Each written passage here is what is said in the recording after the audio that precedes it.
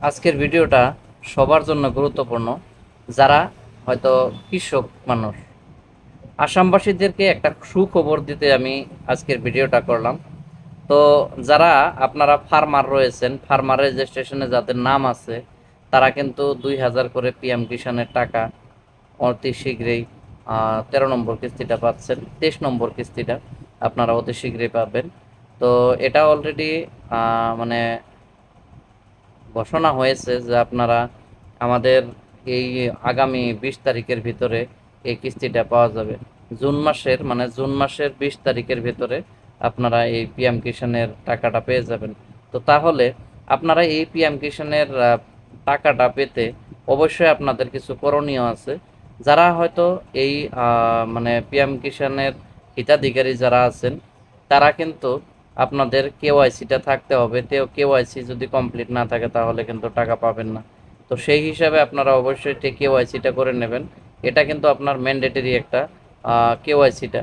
এবং যদি আপনার কোনো সমস্যা থেকে থাকে, যেরকম যদি ল্যান্ড সেটিং না থাকে, বা হয়তো ব্যাংকের আধার সেটিং না থাকে, বা হয়তো আপনার আধার কার্ডের সাথে মানে পিএম কিষাণের সাথে লিঙ্ক নেই, তাহলে কিন্তু আপনি এগুলো বেনিফিশিয়ারি যতই থাকেন, নাম যদিও আগে আসছিল, কিন্তু এখন আপনি সেই টাকাটা পাবেন না। যার জন্য আপনারা অবশ্যই এই 2-3 দিন যাই আছে, 2 দিনের ভিতরে আপনারা এগুলো কাজ করে নেন।